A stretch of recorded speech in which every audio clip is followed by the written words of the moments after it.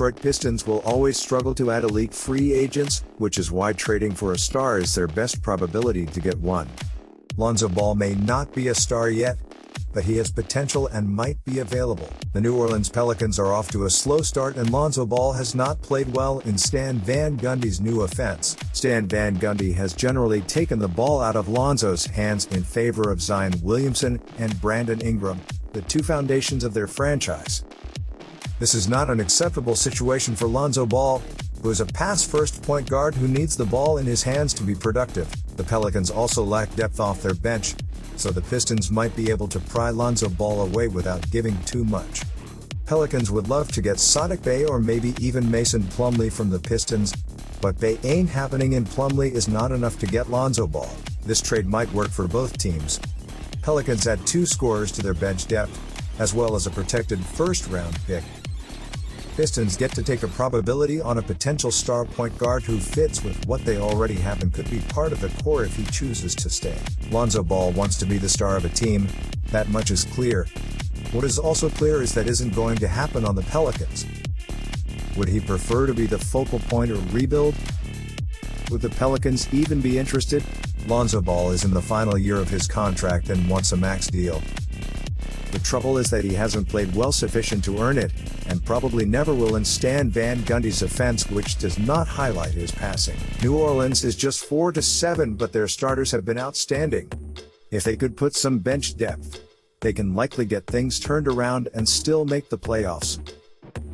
Not only do they get a career 18-point-per-game scorer in Rose, but get to take a chance on sharpshooters Femi Haluk, who would boost their three-point shooting, which is second worst in the NBA. They also have a guy in Nickeil Alexander-Walker, who has played effectively lately and may be taking Lonzo's spot in the starting lineup. Lonzo Ball may not be part of the Pelicans' long-term future, mainly after they drafted another point guard in the lottery. If they can get some bench depth without taking on extra bad money, and get a first-round pick, I can't visualize many better offers will present themselves for a guy who hasn't played admirably this season. But would Detroit even be interested? If you are Detroit, the only possibility to get a star player is by trade or in the draft. Lonzo Ball could be a star player in this league if given the chance, which he would get in Detroit.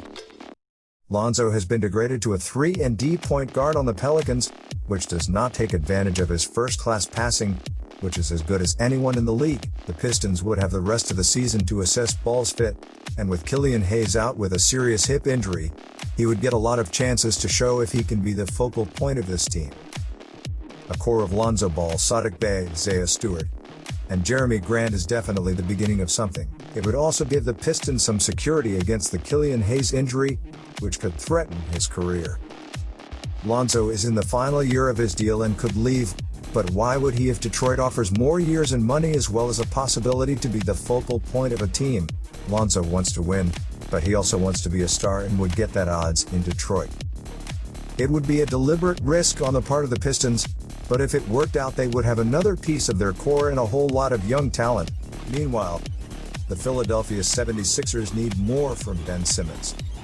Regardless of your opinion about James Harden, it is clear the Philadelphia 76ers were willing and ready to trade Ben Simmons, and more, for the 31-year-old superstar.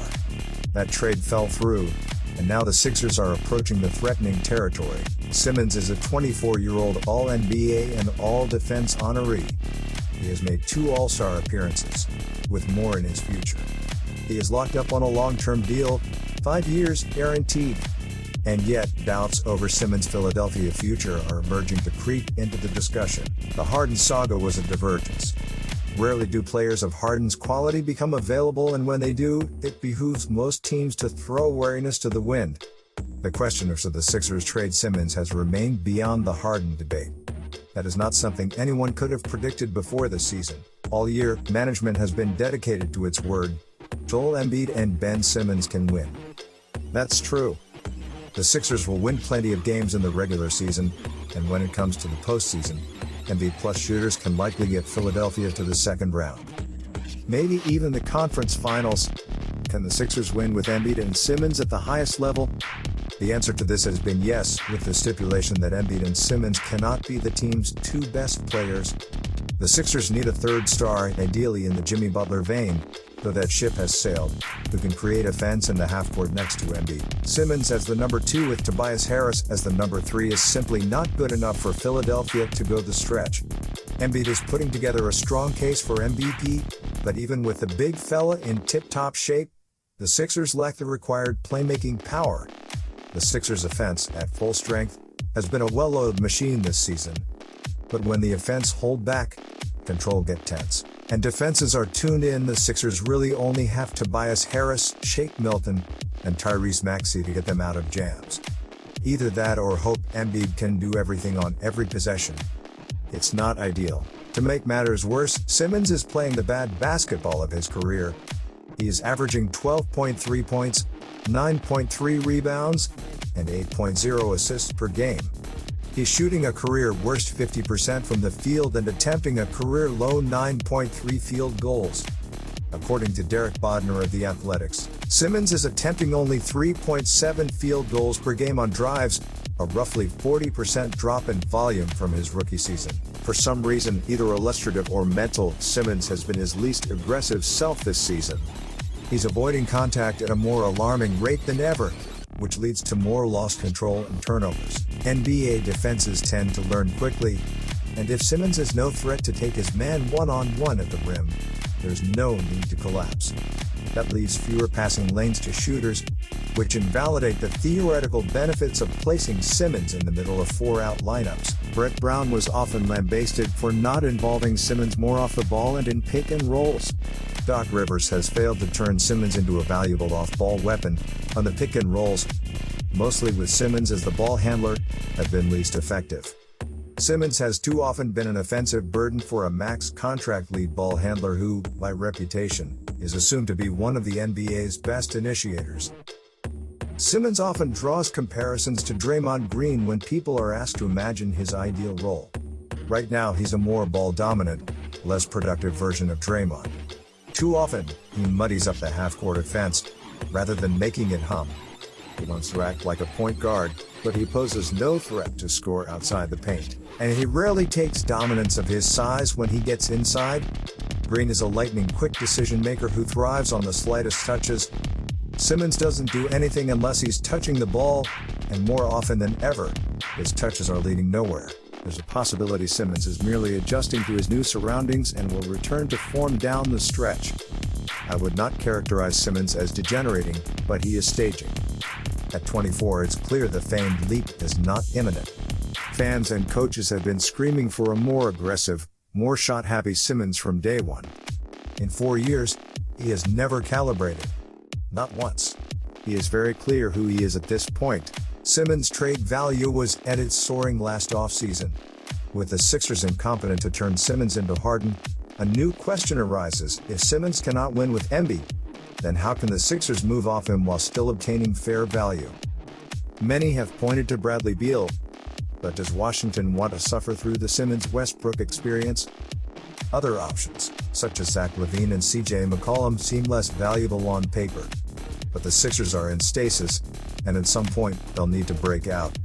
Philadelphia is approaching a threatening crossroads, one where it is becoming clear Simmons should be traded, but one where an equal value trade is harder to conjure. The Sixers will either need to mortgage the future or accept a supplemental player for a better fit. Or, and this is more likely, let the Embiid-Simmons experiment push ahead without a clear destination. The Sixers are stuck behind a future juggernaut in the Harden-led Nets and have little room to maneuver the roster around Embiid and Simmons due to Tobias Harris sucking up $36 million each season. Rock, meet hard place, and so forth. The Sixers should wail the Jimmy Butler mishap more each day. They had the moment to build around 2 top 10 players while keeping Simmons on the roster. Brown even managed to get Simmons involved off-ball that postseason, which was likely Simmons' most effective stretch of high-stakes basketball. And yet, the failure to continue the Butler relationship, increased by 2 of the worst contract signings in basketball the following summer, has left Philadelphia without a clear path to disagreement. It's a shame because Joel Embiid earns much better than this. Philadelphia let the Butler moment slip and was lucky enough to have the likelihood to pair Embiid with a second MVP candidate and a capably built roster. Now that opportunity has slipped away too, and it's fair to wonder if the Sixers will ever bring Embiid to the promised land. Either way, it's time to worry about Simmons and his play. He needs to do better, and fast. If you liked the video, please like and subscribe for more NBA news and updates. Let me know what you think in the comment section.